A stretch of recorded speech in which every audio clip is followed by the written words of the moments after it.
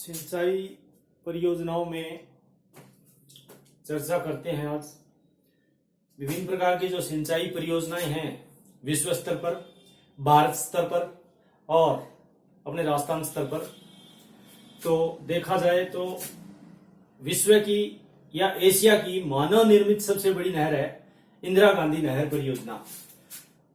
यानी कि इंदिरा गांधी नहर परियोजना राजस्थान केनाल के नाम से जानी जाती।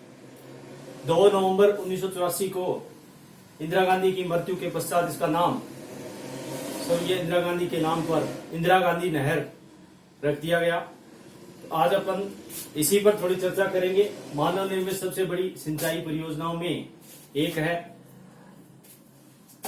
सिंचाई के विभिन्न प्रकार के साधन होते हैं। सिंचाई कहते किसको हैं?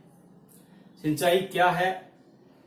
कृत्रिम तरीके से पौधों को और फसलों को पानी देने की व्यवस्था होती है, उसे सिंचाई कहा जाता है। सिंचाई की आवश्यकता क्यों पड़ती है? वर्षा की पानी की कमी, जलाभाव, वर्षा की अनियमितता, अनिश्चितता, विभिन्न प्रकार के कारणों के द्वारा सिंचाई की आवश्यकता पड़ती है। तो इंदिरा गांधी नहर परियोजना जो कि एक विशाल परियोजनाओं में है, बहुउद्देशीय परियोजनाओं में है, एक सामान्य परियोजना नहीं है। ये इंदिरा गांधी नहर परियोजना कोई सामान्य परियोजना नहीं है। यदि देखा जाए तो विकासशील भारत के सामने खाद्यान्न की समस्या जो हमेशा बनी रहती है, विकासशील भारत के सामने खाद्यान्न की समस्या जो हमेशा बनी रहती है, इसका निराकरण हो सकता है। कैसे? यदि भारत की नदियों का जल, यदि भारत की नदियों का जल हमेशा देश में बाढ़ की स्थिति उत्पन्न कर देता है, जबकि पश्चिमी प्यासी मरुभूमि, पश्चिमी जो मरुस्थल है, उसकी प्यासी भूमि में पानी का अभाव बना रहता है।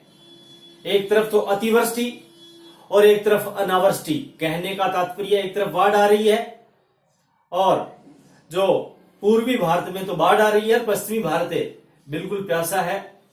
तो इस मरुभूमि को, इस पानी को मरुभूमि में उपलब्ध कराया जाए, जो बाढ़ का पानी है उसको मरुभूमि में उपलब्ध कराया जाए, तो यहां का भूदृश्य बदल सकता है। पश्चिमी भारत का या थार के मरुस्थल का या रेगिस्तान का भूदृश्य बदल सकता है।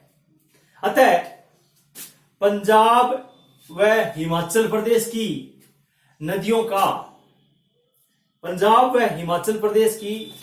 का जल यदि राजस्थान में लाया जाए और उस जल को राजस्थान में ला करके और यहाँ के विस्तृत मरुस्थल को हरा भरा करने का जो भागीरथी एक प्रयास है, जो प्रयास किया जा रहा है, भागीरथी एक हरा भरा करने का, इस प्रयास का नाम ही राजस्थान नहर परियोजना या इंदिरा गांधी नहर परियोजना है।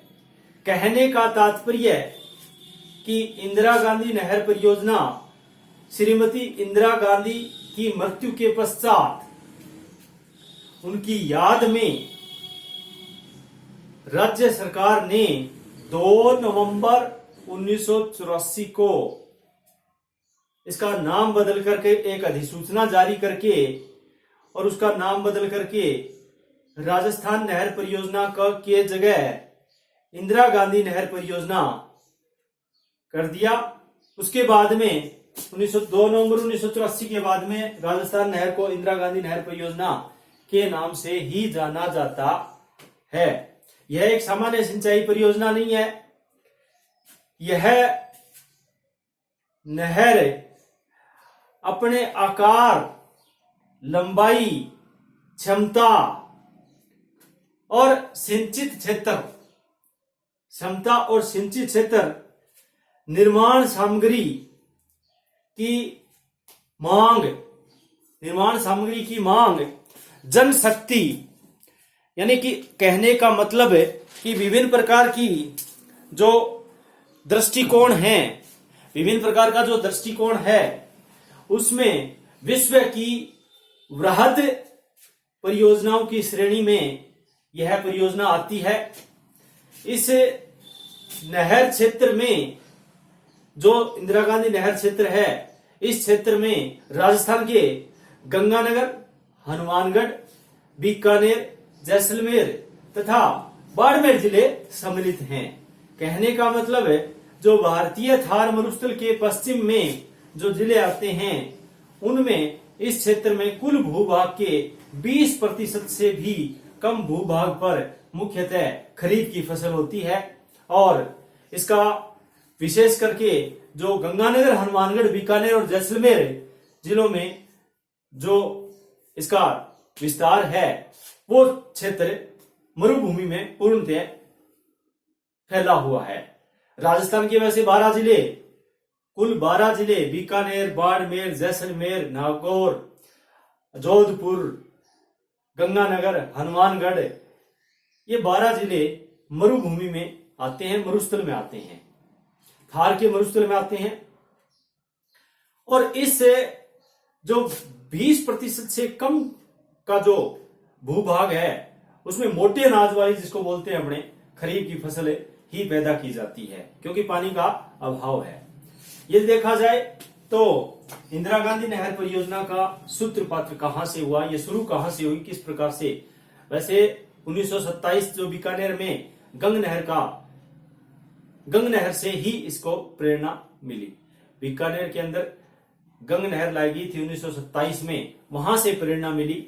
तो इस योजना का सूत्रपात देखा जाए तो 1927 से गंग नहर के निर्माण से विशेष करके परियोजना।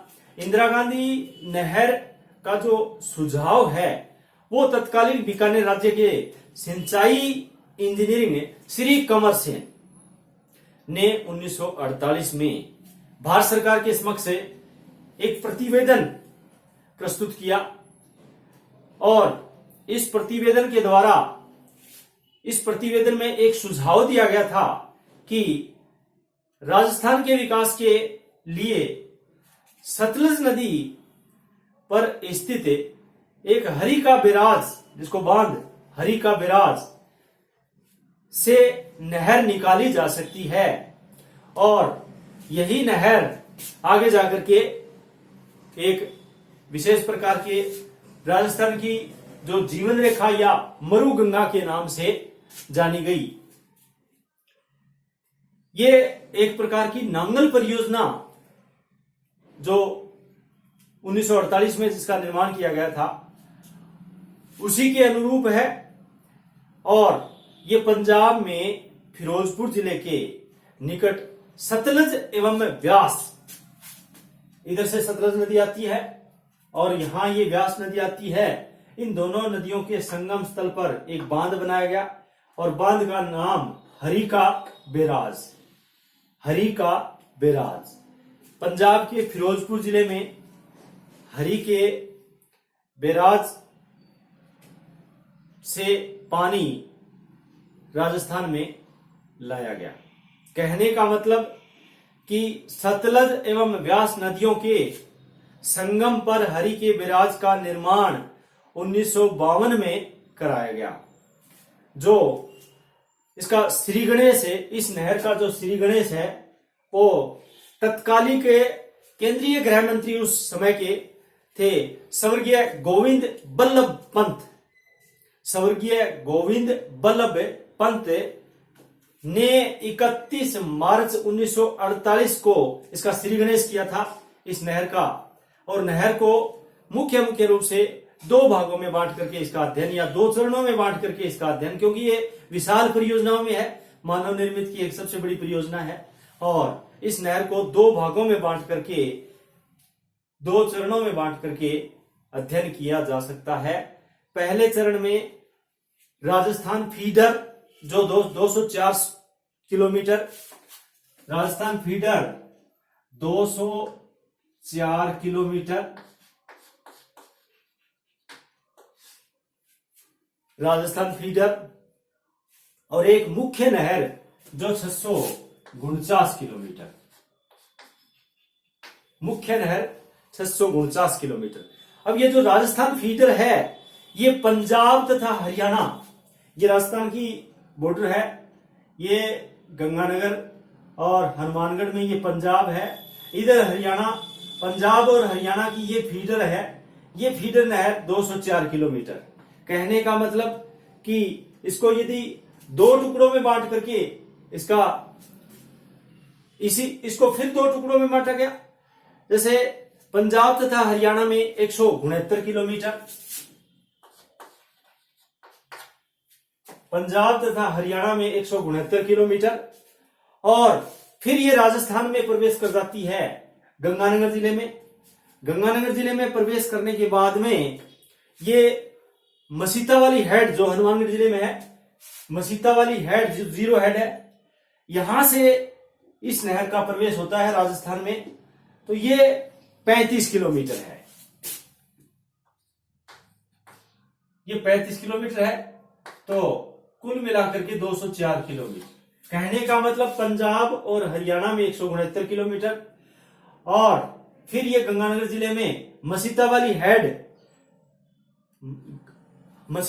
हेड जहां पर जीरो हेड माना गया है, और यहां पर ये 35 किलोमीटर। कुल मिलाकर के राजस्थान फीडर, इस नहर को राजस्थान से ये जो हरी का बिराज है इसके बीच में इसको फीडर नहर कहा जाता है।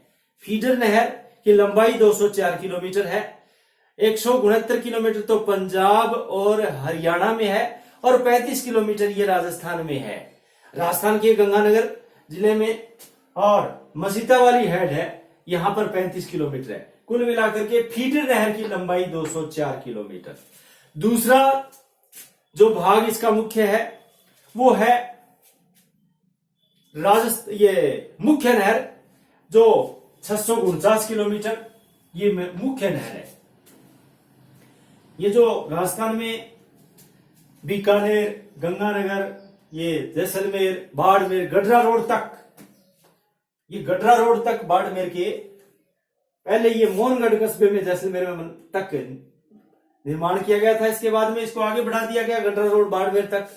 तो कुल मिलाकर के जो हरी के बिराज से गडरा रोड जो बाड़मेर में है, वो उनकी कुल लंबाई यहां से और यहां तक, इस नहर की कुल लंबाई यदि देखा जाए तो 9,413 किलोमीटर, 9,413 किलोमीटर का सफर तय करती है जो इंदिरा गांधी नहर है।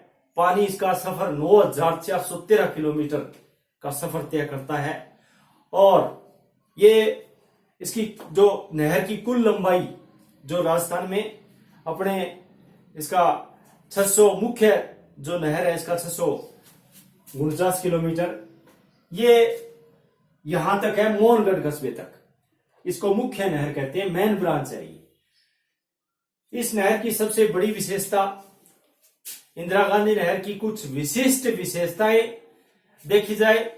इंदिरा गांधी नहर परियोजना जो कि राजस्थान की मरुगंगा एवं जीवन रेखा कही जाती है, इनकी कुछ विशिष्ट विशेषताएं हैं।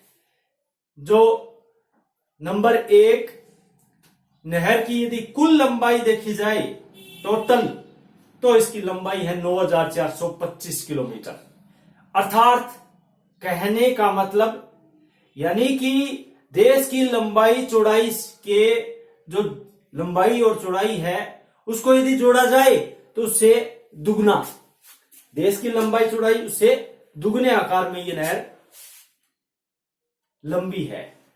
देश की लंबाई चौड़ाई 2900 जो 14 किलोमीटर, 3200, 14, 2933 किलोमीटर, इसको जोड़ा जाए लंबाई चौड़ाई को तो उससे दुगनी नहर की लंबाई है। नंबर 2, दूसरी इसकी विशिष्ट विशेषता, इंदिरा गांधी नहर की जो दूसरी विशेषता है वो इंदिरा गांधी नहर फीडर की जो शीर्ष है, उसका जो शीर्ष है, इस पर यदि इसकी क्षमता देखी जाए तो 18,500 घन फुट प्रति सेकंड, 18,500 घन फुट प्रति सेकंड, 18,500 प्रति सेकंड घन फुट प्रति सेकंड इसकी जल की जो क्षमता है। यदि तल्ला है इसका जो नहर का, और तल्ले की चौड़ाई यदि देखी जाए तो 36 मीटर, तल्ला 36 मीटर इसका गहरा चौड़ा है। और नंबर 3, इंदिरा गांधी जो नहर है उसका जो फीडर है उसकी शीर्ष पर यदि इसकी चौड़ाई देखी जाए शीर्ष पर तो 6.4 मीटर है, 6.4 मीटर है। पानी का यदि वार्षिक उपयोग देखा जाए तो 76 लाख एकड़, कहने का मतलब यानी कि 120 फुट ऊंचे जलाशय के बराबर है। 120 फुट ऊंचा जो जलाशय बनाया जाता है उसके बराबर ये जो पानी का वार्षिक इसका उपयोग होता है। यानी कि नेक्स्ट इसकी विशिष्ट विशेषता, मुख्य नहर के ऊपर जो मेन इसकी मुख्य नहर है, इसके ऊपर यानी जो मेन मुख्य नहर है इसके ऊपर हर 2.5 किलोमीटर, हर 2.5 किलोमीटर की दूरी पर पुल है। हर 2.5 किलोमीटर की दूरी पर पुल का निर्माण किया गया है और प्रत्येक पुल पर एक एक घाट बनाया गया है, एक एक घाट बनाया गया है। यानी मुख्य नहर के ऊपर हर 2.5 किलोमीटर पर, 2.5 किलोमीटर की दूरी पर एक एक पुल है और उस पुल पर घाटों का निर्माण किया गया है प्रत्येक पर। नहर के निर्माण पर मिट्टी का कार्य यदि देखा जाए, मृदा, नहर के निर्माण पर यदि मृदा मिट्टी का जो निर्माण कार्य है वो देखा जाए, मिट्टी का जो उपयोग देखा जाए, इससे खोद करके निकालना मिट्टी का उपयोग, तो 39 करोड़ घन मीटर यानी कि एवरेस्ट की ऊंचाई के बराबर, माउंट एवरेस्ट की जो ऊंचाई है उसके बराबर मिट्टी का उपयोग, 39 करोड़ घन मीटर मृदा का उपयोग इसका। नेक्स्ट विशेषता, यदि मानव शक्ति की बात आए, मानव शक्ति की आवश्यकता की बात आए तो इंदिरा गांधी नहर में मानव शक्ति का जो उपयोग किया गया उसमें 30 करोड़ मानव दिन, 30 करोड़ मानव दिन का उपयोग इसमें किया गया। नेक्स्ट विशेषता यदि देखी जाए, कुछ विशिष्ट विशेषताएं हैं इनकी कि खुदाई व ढुलाई लगभग 1200 करोड़ घन फुट मिट्टी इससे निकाली गई है। खुदाई और ढुलाई से 1200 करोड़ घन फुट मिट्टी इससे निकाली गई है। यदि इस मिट्टी का अवलोकन किया जाए 1200 करोड़ घन फुट मिट्टी का, तो पूरे विश्व के चारों ओर, पूरे वर्ल्ड के चारों ओर 4 फुट मोटी, 4 फुट मोटी और 20 फुट चौड़ी, 4 फुट मोटी और 20 फुट चौड़ी सड़क का निर्माण हो सकता है इस मृदा से। इतनी इसकी मृदा निकाली गई है ढुलाई और खुदाई के समय। यदि नहर को पक्का, जिसको लाइनिंग बोलते हैं, टाइलों का उपयोग यदि इसमें देखा जाए, नहरों के पक्के का कार्य जो निर्माण किया गया था, लाइनिंग का जो काम किया गया था, वो इनमें अगर देखा जाए तो 340 करोड़ टाइलों की आवश्यकता इसमें पड़ी। 340 करोड़ टाइलें इसमें लगाई गई नहरों को पक्का करने के लिए। नेक्स्ट इसकी विशिष्ट विशेषता, इस परियोजना के लाभ की दृष्टि से देखा जाए, इसका प्रॉफिट क्या है, मेरिट क्या है, तो सबसे बड़ा लाभ भूमि के मूल्य में जो वृद्धि का देखा जाए, इसके जो इंदिरा गांधी नहर के जो पेटे में जो भूमि आई है उसमें यदि मूल्य में वृद्धि देखी जाए तो ग्रोथ कितनी हुई, 5,000 करोड़ रुपए की ग्रोथ हुई। मूल्य इसकी भूमिका। अतिरिक्त खाद्यान्न की दृष्टि से नेक्स्ट अगर विशिष्ट विशेषता देखा जाए तो अतिरिक्त खाद्यान्न उत्पादन जो हुआ था, पहले होता था एक तो, और उसके अलावा जो इस नहर से सिंचाई करके जो खाद्यान्न का उत्पादन हुआ वो देखा जाए तो 37 लाख टन खाद्यान्न इस पूरी नहर परियोजना से 37 लाख टन अतिरिक्त खाद्यान्न का उत्पादन हो रहा है वर्तमान में। नेक्स्ट यदि इसकी विशेष विशेषता देखी जाए इंदिरा गांधी नहर परियोजना की तो रोजगार की दृष्टि से, रोजगार का अवसर है उसकी दृष्टि से इस नहर परियोजना से जो कृषि फार्म हैं उन फार्मों पर 2.5 लाख परिवारों का स्थापन हुआ है। कहने का मतलब 2.5 लाख परिवार कृषि फार्मों पर स्थापित हुए हैं। रोजगार की दृष्टि से रोजगार मिला है। पेयजल की आपूर्ति से अगली नेक्स्ट यदि इसकी विशेष विशेषता देखी जाए तो पेयजल की आपूर्ति 1200 घन फुट प्रति सेकंड, 1200 घन फुट प्रति सेकंड जल का इसका आरक्षण होता है इंदिरा गांधी नहर परियोजना से। ये राजस्थान की ही नहीं विश्व की मानव निर्मित सबसे बड़ी परियोजनाओं में से एक है। राजस्थान की तो यह जीवन रेखा इसलिए कही जाती है कि मरुभूमि को इन्होंने पूरा इंदिरा गांधी नहर के निर्माण के बाद में पूरा हरा भरा हो गया, खाद्यान्न में वृद्धि हो गई, मरुस्थल पर रोक हो गई। ये अगले पार्ट में अपने लाभ में करेंगे, लेकिन इसका कुछ विशिष्ट विशेषताएं करनी बहुत जरूरी है। यदि नहरों व सड़कों पर यदि वृक्षारोपण का अवलोकन किया जाए, इसके सारे जो नहर और सड़क हैं इसके वृक्षारोपण की दृष्टि से देखा जाए तो 10,000 किलोमीटर की लंबाई में वृक्षारोपण किया गया है। पेड़ पौधे लगाए गए हैं। वृक्षारोपण 10,000 किलोमीटर नहरों व सड़कों किनारे पर।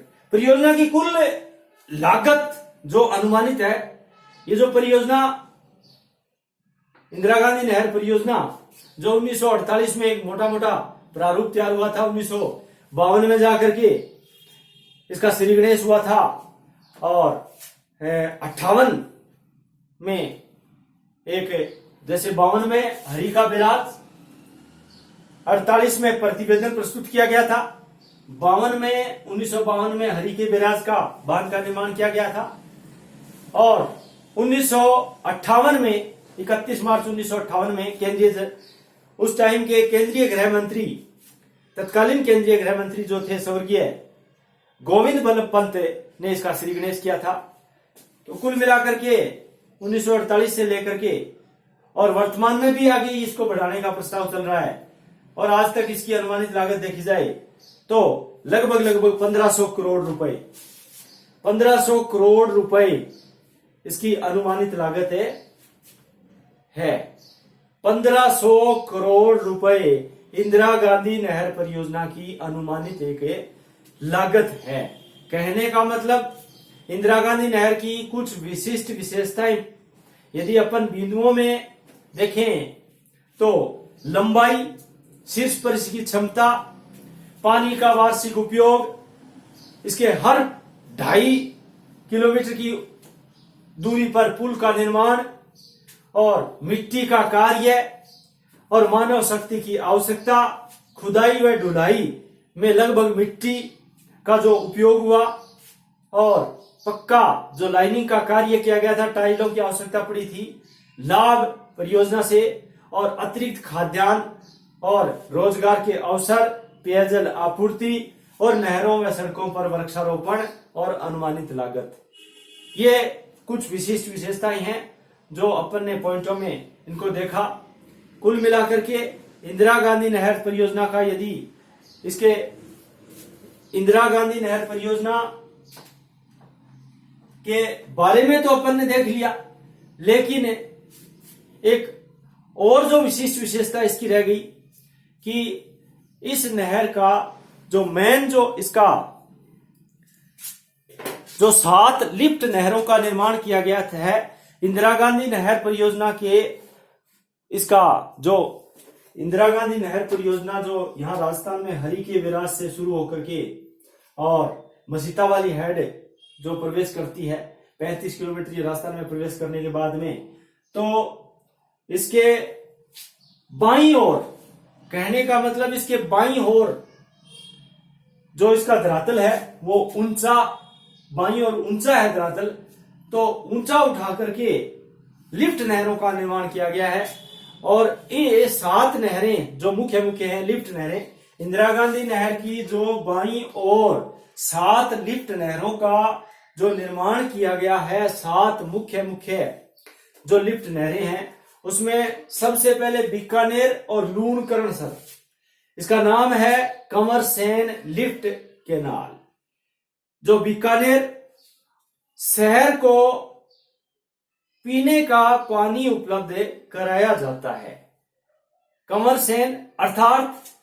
कमरसेन लिफ्ट केनाल अर्थात बीकानेर लूणकरणसर, और बीकानेर शहर को इसका बीकानेर शहर में इसकी जलापूर्ति होती है। दूसरी लिफ्ट नहर जो चूरू जिले में सावा लिफ्ट नहर के नाम से, और इनका नाम चेंज हो गया चौधरी कुंभाराम आर्य लिफ्ट नहर, जो सावा चूरू जिले में सावा गंदेली सावा लिफ्ट नहर के नाम से जानी जाती थी। इसका नाम 7 लिफ्ट नहर है उनके नाम में परिवर्तन कर दिया गया है। पहले सीधी थी बीकानेर लूणकरणसर लिफ्ट नहर, सावा गंदेली लिफ्ट नहर, लेकिन बीकानेर लूणकरणसर का नाम कमरसेन और सावा गंदेली का नाम चौधरी कुंभाराम लिफ्ट नहर। तीसरी जो गजनेर बीकानेर में,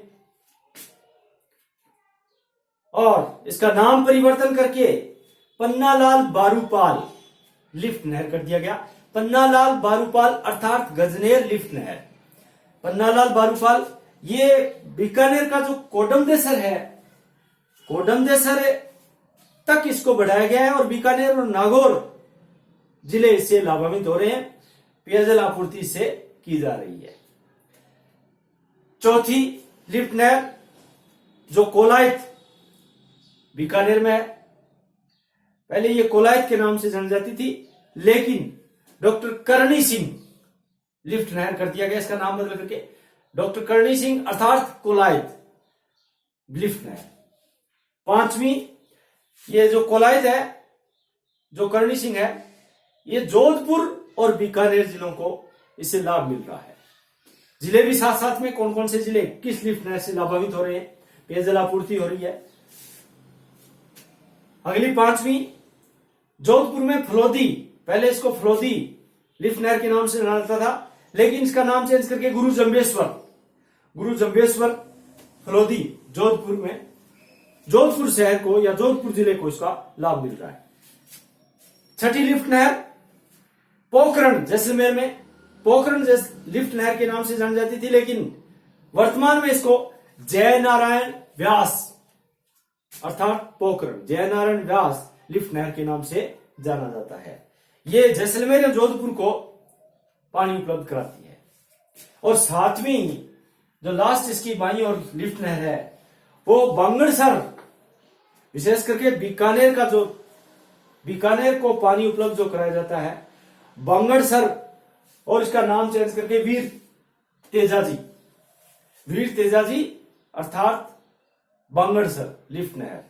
इस प्रकार से ये 7 नहरें हैं, कमरसेन, चौधरी कुंभाराम, पन्नालाल बारूपाल, डॉक्टर करणी सिंह, गुरु जंबेश्वर, जयनारायण व्यास और वीर तेजाजी। कहने का मतलब बीकानेर लूणकरणसर, कमरसेन, चौधरी कुंभाराम सावा गंदेली, डॉक्टर करणी सिंह कोलायत और गुरु जंबेश्वर फलोदी और जयनारायण व्यास पोखरण और वीर तेजाजी बांगड़सर, ये 7 नहरें जो बाईं ओर इसका धरातल ऊंचा है, तो 7 लिफ्ट नहरों का निर्माण किया गया है। इंदिरा गांधी नहर परियोजना की यदि मूल्यांकन की दृष्टि से देखा जाए, इसका मूल्यांकन किया जाए इंदिरा गांधी नहर परियोजना का, यानी कि आईजीएनपी, इंदिरा गांधी नहर परियोजना आईजीएनपी का मूल्यांकन यदि किया जाए, तो मूल्यांकन के तौर पर इसको देखा जाए तो सिंचाई के क्षेत्र में इसको लाभ हुआ है और कृषि उपज में वृद्धि हुई है और रेगिस्तान के जो प्रसार है उसमें रुकावट आई है, विद्युत जल की सुलभता, यानी कहने का मतलब है कि जो जल है वो आसानी से उपलब्ध हो गया और अकाल पर रोक, विद्युत का उत्पादन होने लग गया और पशु उद्योग इससे विकसित हो गया।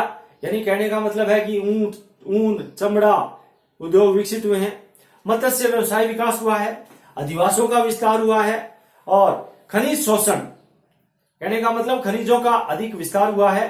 जिप्सम, नमक, यहाँ इस क्षेत्र में जिप्सम है, नमक है, इमारती पत्र है और जैसे तेल एवं गैस, प्राकृतिक जो पेट्रोल है उनकी प्राप्ति हुई है। भविष्य में देखा जाए तो खनिजों के व्यवसाय में भविष्य इसका उज्जवल दृष्टिकोण होता है। यातायात का विकास हुआ है, औद्योगिक विकास हुआ है और औद्योगिक विकास के साथ साथ पर्यटन विकास भी हुआ है और कमांड क्षेत्र के में भी विकास हुआ है, अर्थात समग्र विकास। समग्र विकास का मतलब कि इसमें यह जो इंदिरा गांधी नहर परियोजना है यह क्या करती है, समग्र विकास हेतु एक वरदान सिद्ध हुई है। इसके मूल्यांकन की दृष्टि से देखा जाए तो कहने का मतलब है कि इंदिरा गांधी नहर परियोजना है उनसे कई प्रकार के लाभ ज्यादा हुए हैं।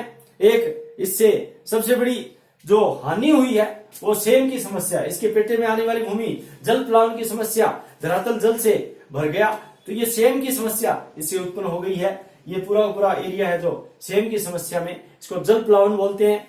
जल भराव की क्षमता यानी जल उत्पन्न की समस्या जिसको सेम कहते हैं, सतही धरातल का जल है वो ऊपर आने लग गया और इसमें क्षारीय और पानी है वो पूरा जैसे मकान, घर, सूरतगढ़ के बड़ोपल और इधर हनुमानगढ़ का राउतसर कस्बा में सेम की समस्या से ग्रसित हो गए। ये सबसे बड़ी इसकी हानि है, यानी भूमि ऊसर हो गई, अनुपजाऊ हो गई और बाकी इसके लाभ ज्यादा है, हानि कम है।